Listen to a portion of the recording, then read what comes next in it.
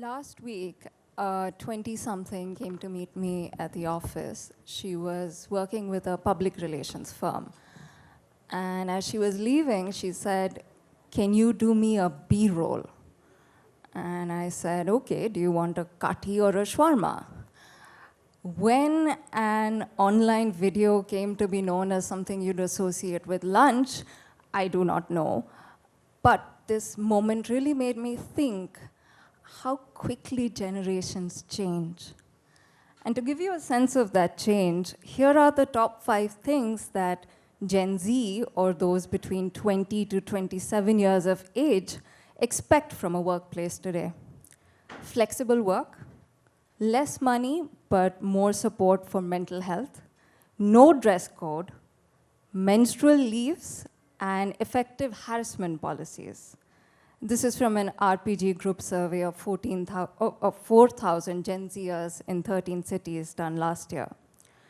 A little bit more entertaining version of this is available on a Reddit forum made up of 8,000 Indian interns, where the top 5 things wanted are subsidized subscription to networking apps, a health food bar, a selfie booth, the right to use abbreviations in communication, and environmentally friendly offices.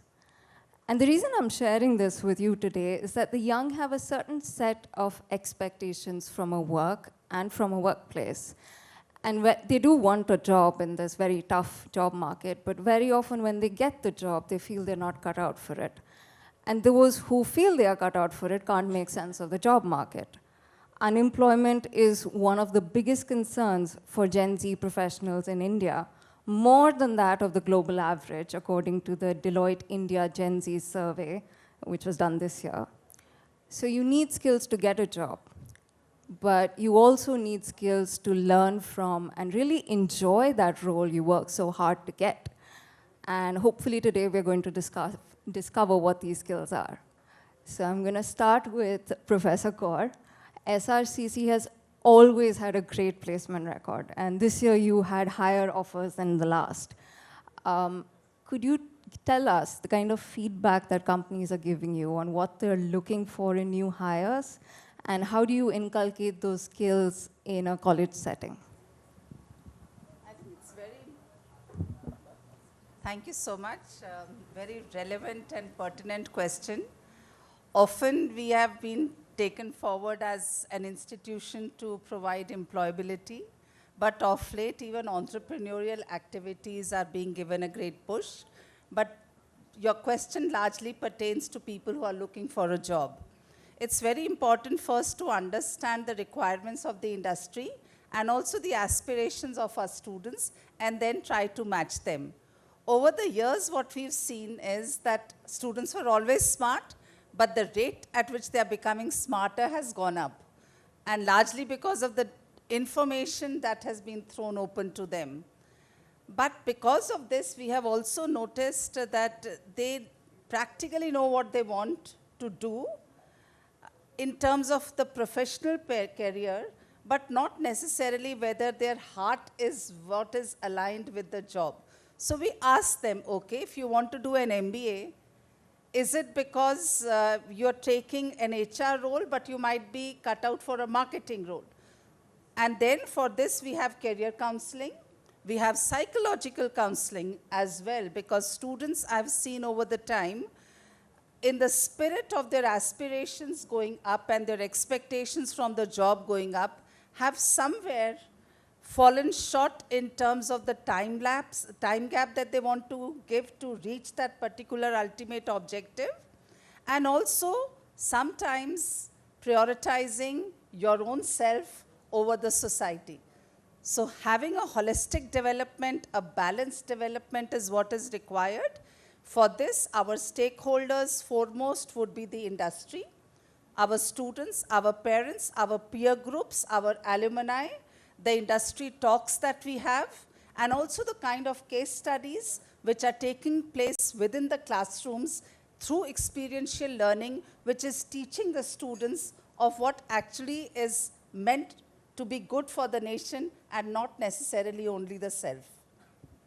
Professor Srivastav, we were discussing this before, but students are really keen to try out newer professions.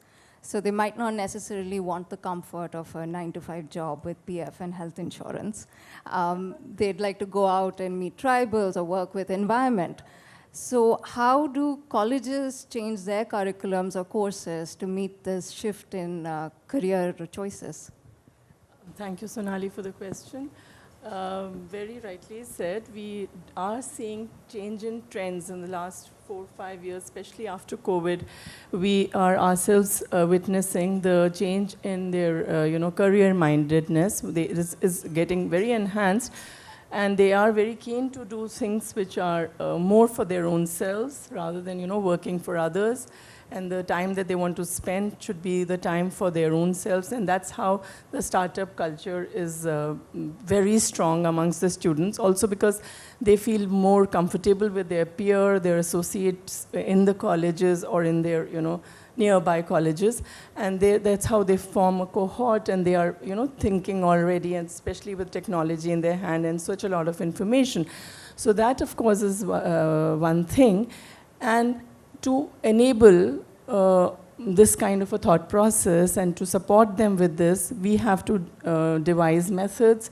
We believe in giving them additional value to what they are doing in their regular courses. So the culture of internships, the culture of summer, winter projects, doing some kind of associations with within our projects of research, little research orientation. All of these things have taken a big leap, and you see the students very, very interested in that. Alongside this, I see a good trend towards their contribution in the social sector, because we are having lots of humanities, arts students. So, and this is also true for science students. The social sector contribution or working in that area is very much prevalent, as the think tanks or the civil society organizations are being looked to as playing a role in supporting government entities. So traditional colleges like ours, which have always had a craze for the public service examinations, that of course remains there. The selective examinations that they are, every third-year student, if you ask randomly, will say, I'm going to appear for the UPSC. That fashion still is there, but they know within the hearts of their heart that there are other paths to reach the same kind of impact through these kind of organizations, and they can make challenges addressed through such organizations. So I see that trend, and we've been discussing. And what also, as I see, is that many students have started taking interest in going into the interiors of the country and learning from the disadvantaged groups, including the tribal communities, because they feel that their answers to the complex questions of modern life, the answers rest in these communities. So that belief is also coming up, and they are ready to, as there is a lot of flexibility of timings, there's a lot of flexibility of venues, they get the support from their families, etc. And this is what we see is definitely the trend. So our sort of effort, or our motto then becomes that we must create an atmosphere which enables all of these kind of thoughts, and I think it's a really vibrant time.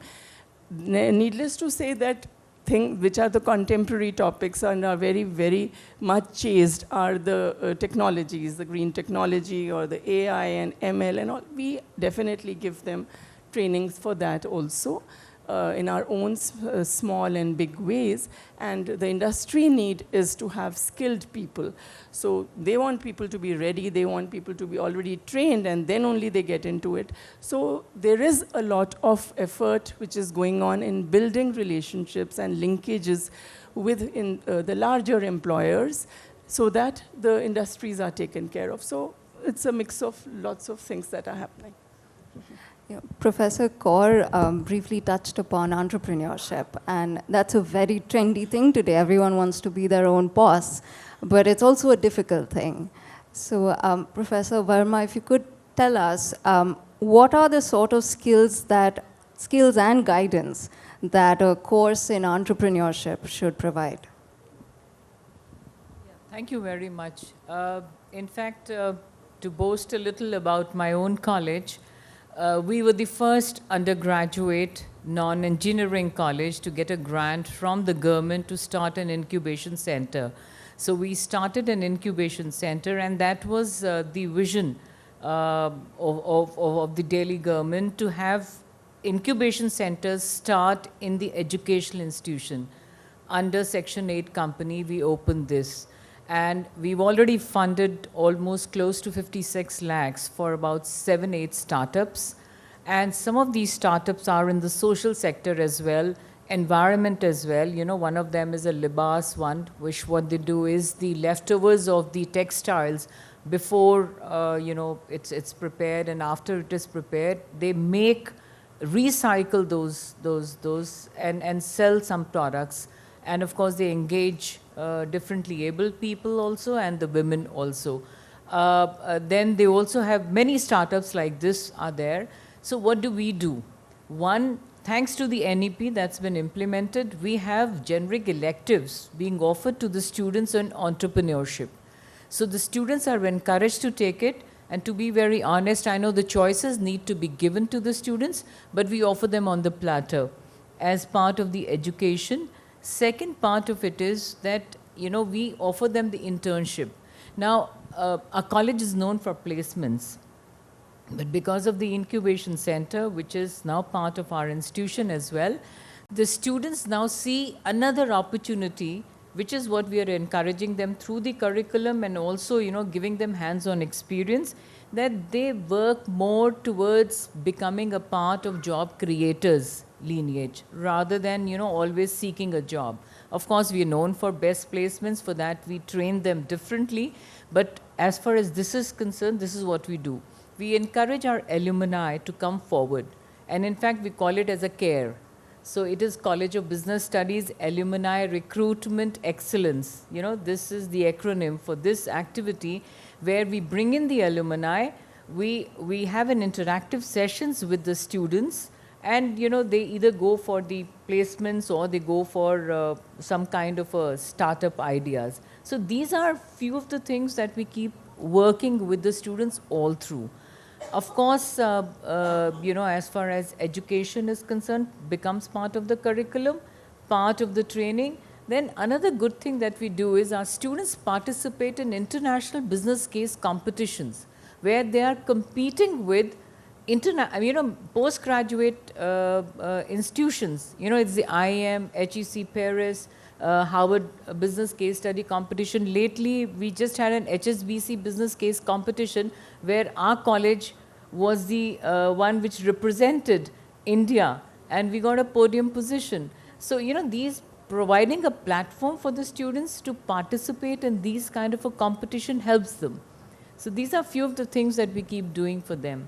Do you also teach them how to cope with failure?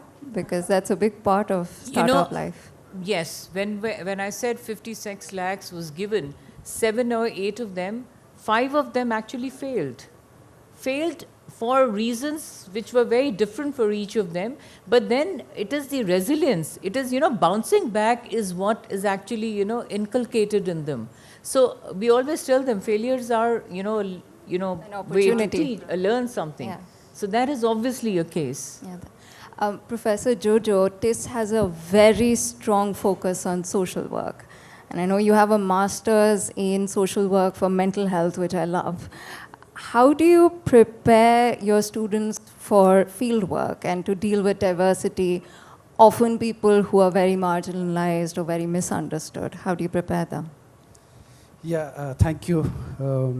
You are right that we have 9 thematic specialization within the broad area of social work. And health and mental health is, in fact, one of the specialization we have. And since COVID period, we have seen the increasing number of students going through the mental stress. I think we have been struggling with us students coping with different kind of issues. But we also have very strong team of counselors in the university. 24 hours counselors available, as well as the medical doctors. Our whole structure of our curriculum is the praxis between the classroom and the field engagement, along with the research. And so from the first day, the day the students join, we start preparing them right from knowing about self, then about the society or the environment they are going to work or they are living in, and then some of the complex issues like poverty or inequality or gender disparity and so on and so forth. So there is a well-planned design of exposure from the self to the larger complex issues through what we call it group lab sessions to the fieldwork to internship. So throughout this 4 semester, there are different stages planned that how the students have to be exposed and prepare themselves that first of all they have to be good human being to face the different challenges and then deal with the different kind of complex issues in the society. So I think we have a well-planned curriculum, as well as whole idea is to prepare them as a good human being to live for themselves and then think of the societal issues. You know, I'm just going to open it up to whoever wants to answer this, but with ChatGPT coming up, a lot of students feel that there are certain skills we no longer need to know. Is technology impacting their critical thinking skills? And if it is, and if it is lost, is that necessarily a bad thing?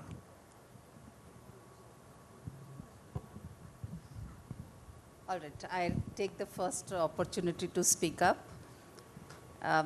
Somebody said it's a necessary evil in the earlier one.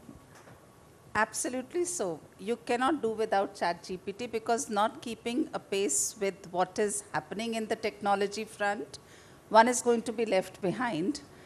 It's always the optimal utilization of the technology. And if the student or any one of us knows that technology should not drive us, but we should be driving the technology, I think everything can be used in a more optimal manner, which is going to be beneficial to the society. Regarding critical thinking, if ChatGPT is giving you a ready answer straight away when you're inputting and you get everything, the questions arise, in fact, in academia, because some of the research papers have also now been published where the co-authorship is given to the artificial learning and the machine. Is that right or wrong is a question. It is debatable, but it is important that if it is impeding the critical thinking, then that is the adverse side of this particular technology. Making our students aware when to use, how much to use, and in which spirit to use is more important. But asking them not to use it at all, I think that would be something like not being aware of technology and not adapting to new innovations, which may not be good from the student perspective. Can I add? Yeah.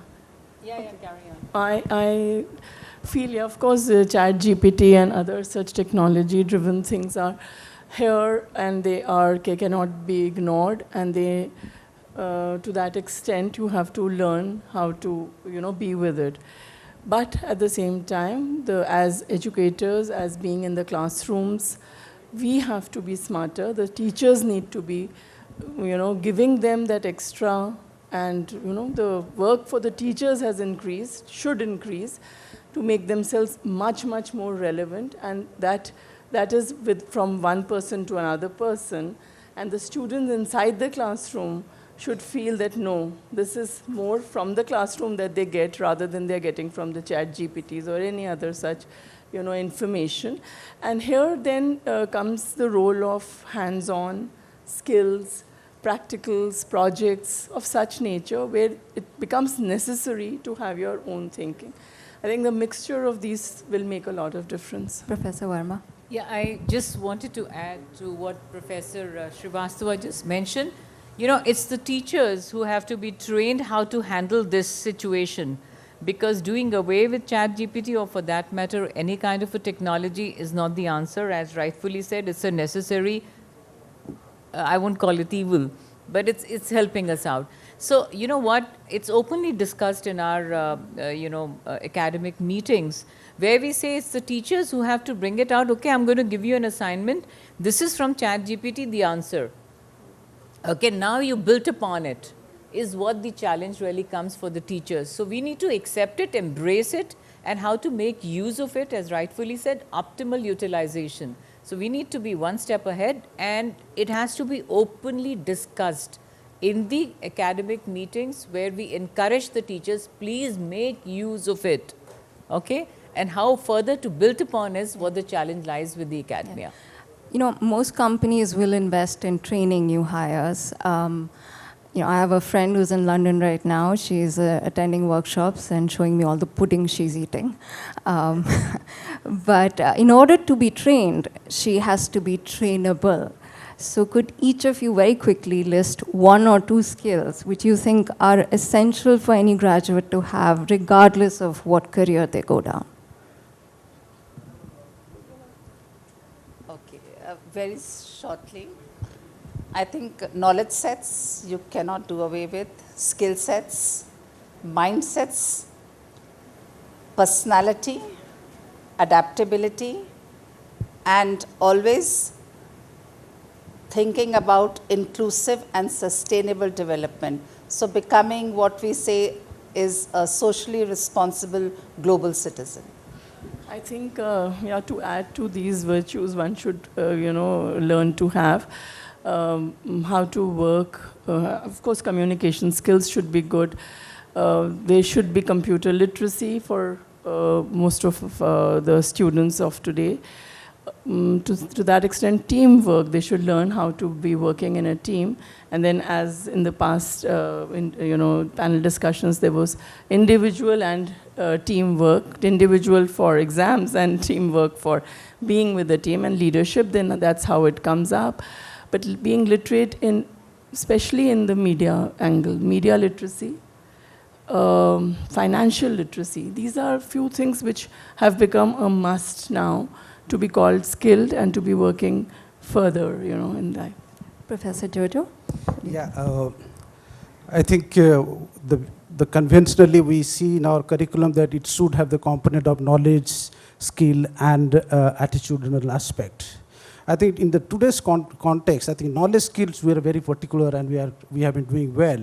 But how do we prepare the students socially sensitive, compassionate, and cultural competency? Probably, I think internationally, I think we are also seeing our international partners that how we can increase the cultural competence of the students. And then the skills of the day, like use of IT, communication, leadership, some of the skills which we require at the present day. I think that is the additional thing. But I think cultural competence, sensitivity, to be able to adapt to different realities, I think these are the most important and relevant things today. Okay, I'm glad I'm the last one, because I'll have to say the least. Most of them have been already said. But I think the two more important from my perspective as well is, one is the attitude to learn. That has to be, that learning has to be lifelong learning. Resilience is bounce back from these failures. Global mindset is very important in today's time. But how do we achieve all this? And I always feel there are two things that we require to inculcate in the younger generation is discipline and sacrifice. Somewhere these two things are missing. And I always feel that if I'm following a particular discipline, I'm leading a disciplined life, I am sacrificing. These two values have to be inculcated in our younger generation. That's beautiful. Some skills should never be lost because they give our lives meaning and direction. And other skills need to adapt to meet newer realities because you really can't stop generational change. When I was growing up, everyone said, oh, your generation. You don't know when to write yours truly and when to put yours sincerely. You watch people curse on a family TV. Well, now you can watch a whole lot more, and we sign off with HYETSG2G, which is hope you enjoyed the session, got to go.